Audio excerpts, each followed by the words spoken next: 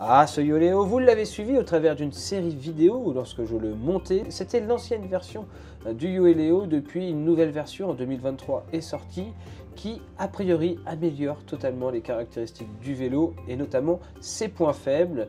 On peut alors y passer des pneus en 32 pour encore plus de confort, mais on a surtout un poste de pilotage amélioré en termes de guidage de câble, mais aussi de serrage au niveau du pivot de fourche qui a priori ne se dessert plus, une meilleure finition du vélo, une peinture plus fine. Bref, il y a 9 mois, Yoeleo postait sur sa chaîne officielle une vidéo pour nous montrer ses améliorations. Et Yoléo a décidé de m'envoyer d'ailleurs son nouveau cadre après avoir vu ma série de vidéos sur l'ancien cadre. Donc on va pouvoir comparer l'ancienne version à la nouvelle version et surtout on va pouvoir upgrader ce Yoléo finalement en switchant le cadre pour le nouveau. Donc une nouvelle série de vidéos, un nouveau montage, ça on aime bien. Et je peux vous dire qu'en 2024, ça ne sera pas le dernier montage exotique que l'on va retrouver sur la chaîne parce qu'il risque d'y avoir quelques nouveaux vélos ici. Et pourtant, c'est pas ce qui manque déjà. Et grosse évolution aussi, le carton a totalement changé.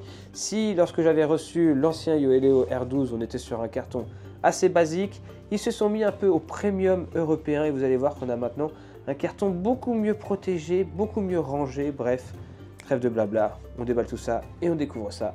Let's go! Pour tous ceux qui ont déjà acheté un vélo sur internet, on le sait, le transport, le fait de recevoir un vélo, ça fait toujours un peu peur et on pourrait presque hésiter à acheter un vélo, ne serait-ce que pour cette raison. Et les fabricants l'ont bien compris et maintenant ils nous proposent une expérience packaging qui est vraiment très intéressante.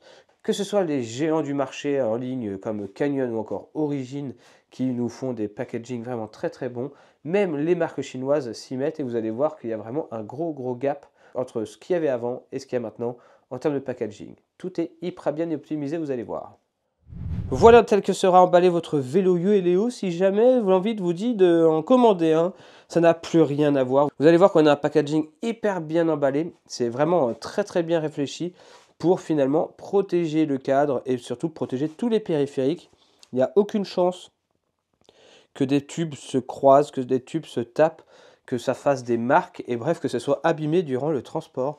On retrouve alors de la mousse un peu partout qui vient protéger le boîtier de pédalier, les bases ou encore les haubans arrière et même le tube de direction, le pivot de fourche ici, le tube de direction ici qui est totalement protégé dans de la mousse. C'est hyper bien fichu. Et rien que pour ça, c'est un très bel effort déjà de la part de Yoeleo. Bon bah là vous allez pouvoir découvrir le nouveau coloris. Je suis resté dans à peu près ce que j'avais déjà. On est sur un coloris un poil différent, mais ça reste que très discret. Et vous allez voir qu'en termes de design, Yoeleo a un petit peu évolué. On a une petite inscription là. Des petits signes bizarres chinois là. Ils revendiquent leur provenance en tout cas. On va enlever la protection du boîtier pour découvrir le boîtier. Voilà. On a toujours la même norme de boîtier, donc je pourrais réutiliser mon ancien boîtier. C'est vraiment propre à l'intérieur. Je ne sais pas si vous allez voir quelque chose, mais c'est vraiment propre. Ah, il reste encore des... Comme dans le premier cadre, il y a des petits restes encore de moules ou de plastique, je ne sais pas. Bon, ça c'est 3 fois rien, mais à l'intérieur, vraiment, c'est très propre. On n'a pas de surplus de carbone, rien. On n'a pas de résidus. Ça c'est propre. On a aussi les liners qui vont permettre de faciliter l'installation des câbles qui sont préinstallés. Donc normalement je devrais en avoir 2. Voilà. Un pour le disque et un pour le dérailleur. Bref, on va pas s'attarder sur les détails. Nous ce qu'on veut voir c'est comment il va être accessoirisé ce cadre. Donc hop, on ouvre sur les côtés. Et en ouvrant sur les côtés comme ici et en enlevant la mousse, on va découvrir le cintre. Et vous avez vu que la mousse elle est vraiment bien foutue parce que il y a même des ergots qui viennent se mettre. Donc ça va pas tomber, ça va vraiment bien se maintenir. Donc pour cette version du Yoeleo R12, ça ne sera plus un combo cintre-potence intégré, mais bien une potence et un cintre. Pourquoi? Parce que sur l'ancienne version, je trouvais le combo cintre un peu étonnant. Ce que j'aimais pas avec ce combo cintre, c'est que visuellement, il remontait. Je trouvais que ça faisait un peu bizarre le fait que ça remonte comme ça et surtout on ne pouvait pas régler l'inclinaison du cintre. C'est le désavantage des cintres full intégrés. Il est dans une position et vous ne pouvez pas faire grand chose. Donc là, fini le combo cintre-potence. Un cintre et potence pas intégré. Et pourtant, les câbles vont plutôt être bien foutus. Vous allez voir, vous voyez, ils vont passer à l'intérieur comme ça du cintre. On va quasiment pas les voir. On verra, je trouve ça étonnant qu'il y ait 2 trous comme ça en dessous. Ça se trouve, il y a une possibilité de faire passer les câbles à l'intérieur et les faire ressortir juste ici. Bon, forcément, je n'allais pas vous laisser sans vous faire le curieux, hein. C'est comme si que je recevais un petit nouveau jouet. Donc, je voulais en avoir le cœur net en termes d'intégration des câbles. Qu'est-ce qu'ils nous ont pondu, Yo et Léo, avec ce cintre potence? Est-ce full intégré? Eh bien, la réponse est oui. Les câbles, ils vont venir se mettre, ils vont arriver d'ici. Ils vont passer dans le cintre, ils ne vont pas ressortir ici, mais ils vont ressortir ici, dans le trou au milieu. Et une fois que ça passe dans le trou au milieu, ça va venir ressortir ici, dans la potence qui est totalement évidée. Vous vous rendez compte? Elle est hyper légère, la potence, c'est impressionnant. Et en fait, ça va venir passer ici, ressortir par les deux trous et venir directement dans le tube de direction grâce au jeu de direction fourni avec le vélo. Donc ouais, non, c'est vraiment cool. On reste sur un vélo full intégré malgré le fait qu'on ait un cintre potence classique. En tout cas, j'aime mieux la forme de cette potence là. Elle est légèrement plongeante, c'est vraiment plus joli. On voit que quand ça va être positionné, ça va être légèrement plus fuyant. Et on va avoir un cintre qu'on va pouvoir positionner comme on veut, avec un léger plat arrondi ici pour pouvoir mettre par exemple un support déporté. Il n'y aura pas la possibilité sur ce cintre de mettre le support déporté d'origine du Yo et Léo qui se mettait sous la potence ici. C'est pas possible. En tout cas, c'est une belle pièce, c'est assez léger. C'est même étonnant de légèreté. On soulève encore la mousse et on y découvre quoi? Un petit cadeau, une paire de chaussettes. En L, donc 43-46, c'est très bien. Une petite paire de chaussettes fluo Yo et Léo jaune. Bon bah c'est pas mal pour l'hiver, ça permettra d'être vu. Mais c'est pas pour ça qu'on déballe le cadre. Donc dans cette partie, c'est bon, il n'y a plus rien. En haut, on enlève la mousse et on retrouve juste la douille de direction. Hop. Donc rien de fou ici. Ici, on va ouvrir de l'autre côté. Pareil, encore une fois. Des petits ergots qui viennent protéger la mousse, ça évite qu'elle s'en aille, ça c'est vraiment cool. Tout plein de mousse qui viennent caler le haut-banc, ça c'est vraiment bien aussi. Et on retrouve bien sûr le cadre. Donc le cadre avec un dessus un peu mat comme ça, mais surtout avec des dessins. On se croirait un peu dans Transformers. C'est assez étonnant ces petits nouveaux dessins. C'est la nouvelle ligne graphique de chez Yo et Léo. Tous leurs cadres, on a des trucs comme ça, des surépaisseurs. On aime ou on n'aime pas. En tout cas, ils sont là. Et sinon, en termes de couleur, je vais pas pouvoir vous montrer, mais c'est un gris pailleté vraiment très très léger. Plein de petites paillettes un peu partout. C'est un petit effet caméléon là. Ça change un peu de couleur avec la lumière, mais ça se verra peut-être plus au soleil quand on aura fini le montage. Mais en tout cas, la peinture, c'est vraiment très très beau.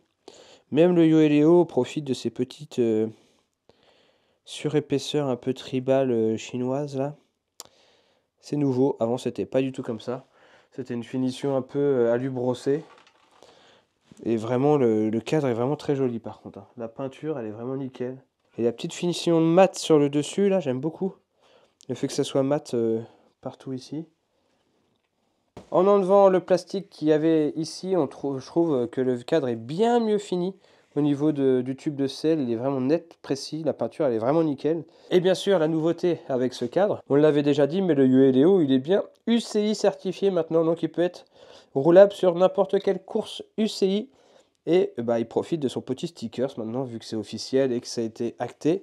Alors, je sais que pour beaucoup, ce logo UCI, il est indispensable pour vous.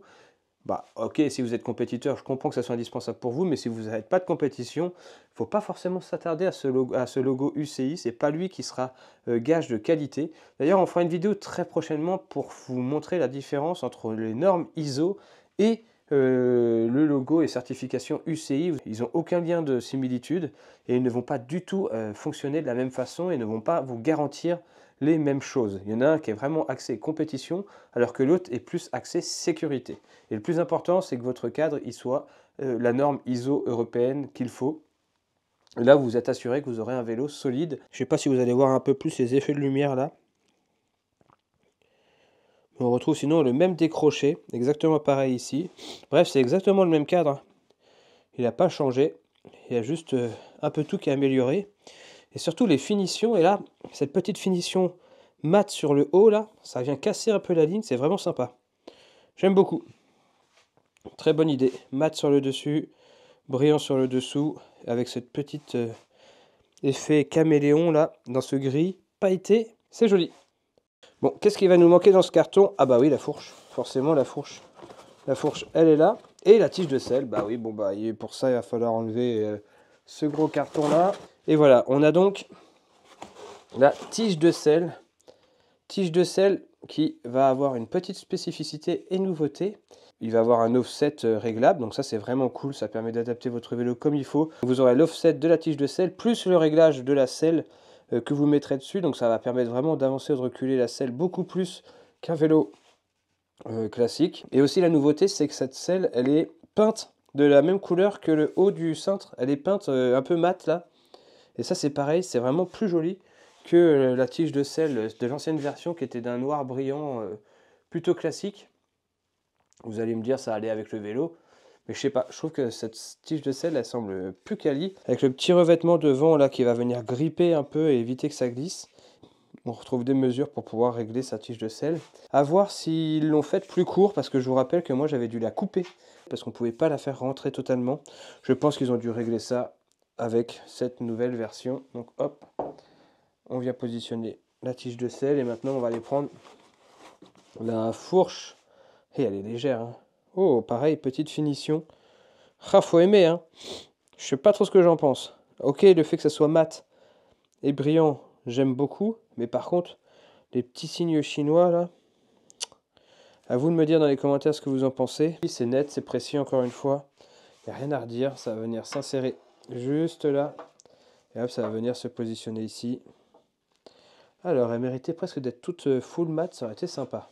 Bon bah, où sont les accessoires? Où sont les accessoires? Je ne les ai pas vus. Un vélo sans serrage de roues, sans accessoires pour serrer la tige de selle, les roulements, etc. Ça va être compliqué. J'ai dû louper un truc ici. Ah bah oui, c'est juste ici. Et c'est quand même bien foutu ces petits rangements. Petite mallette avec l'intégralité des accessoires qui permettront de monter votre vélo. Ça c'est cool. Ça c'est pareil, il n'y avait pas ça dans les précédentes générations du Héléo. C'était dans un sachet plastique un peu à l'arrache. Donc à l'ouverture, on va pouvoir découvrir bien, de quoi mettre les gaines dans le cadre. Donc comme ça, vous venez positionner la gaine dans le cadre. Hop. Et ça évite que ça claque de partout lorsque vous allez prendre des trous ou des bosses. Vous voyez, ça vient un peu calfeutrer les câbles. Ça c'est vraiment cool pour mettre les gaines et les câbles. Surtout les gaines de frein, c'est ce qui fait le plus de bruit. On a un premier axe traversant. Pareil, les axes traversants, ils ont été améliorés a priori. Donc ça, on pourra le découvrir. Une patte de dérailleur en plus. Ça, c'est toujours cool d'avoir ça parce que quand ça saute, on n'en a jamais sous la main. Donc qu'on en ait une en plus, c'est vraiment cool. Le petit caoutchouc de protection qui vient se mettre juste là, qui m'a l'air beaucoup mieux fini que l'ancien, qui avait tendance à être un peu décollé et tout, qui n'était pas très joli. Là, on a quelque chose de beaucoup plus quali, a priori. Les différents roulements de direction, les différents passe-câbles. Donc là, vous voyez, ça, c'est ce qui va permettre de faire passer les câbles juste ici. Il y a les endroits qui sont prévus pour.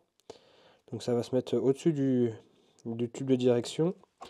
On a aussi toutes ces nouvelles pièces. Il n'y avait pas du tout ça. Ça a l'air d'être beaucoup plus quali que la première génération. Donc ça, c'est l'expandeur qui va se mettre dans la fourche pour pouvoir la bloquer. Avec au-dessus une autre partie de l'expandeur. Oh, il y en a même deux. Ah, en fait, ils nous en ont mis deux. Ils ont mis deux expandeurs. Comme ça, s'il y en a un qui lâche, et ben on en a un deuxième. C'est pareil, ça c'est cool d'avoir d'origine des pièces de rechange. Ça, c'est le petit caoutchouc qui va permettre de venir caler la batterie des deux dans la tige de sel. Il doit y avoir une autre partie, voilà. Les deux parties sont là. Ça, c'est cool. On a le petit serrage de tige de sel qui est juste ici. Là, on a une petite pièce, je ne sais pas à quoi va servir. Les différents spacers, voilà, qui va vous permettre de régler votre hauteur de potence et de fourche. Donc tout est là. Et on a à nouveau un autre. Ah ouais, on en a deux. Pourquoi on en a deux? Bon, on verra comment on les utilise. Et on a le serrage avant. Donc un kit assez complet quand même. Enfin, plus que complet, il est totalement complet même.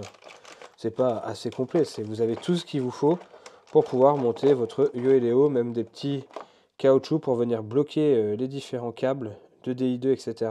Donc vous avez vraiment tout ce qu'il faut dans ce petit sachet, dans cette petite mallette, et au moins comme ça, tout est au même endroit. Regardez-moi la qualité de finition de l'intérieur du cadre. C'est digne d'un cadre européen en même temps. Je vous rappelle que les cadres européens, ils sont faits là-bas aussi. Donc moulage EPS, c'est vraiment excellent. Il n'y a aucun résidu, rien, c'est fou. C'est complètement fou. Pouah. Et pareil, la surface pour poser le roulement de direction, elle est nickel, il n'y a aucun résidu, rien, c'est vraiment très propre. Pareil ici, rien à redire, c'est nickel. Le moulage, il est vraiment bien réalisé, et pas que sur les parties où on peut accéder comme ça, vraiment. Partout où on regarde, c'est nickel de chez nickel. Rien à redire, avec les liners de poser, c'est propre.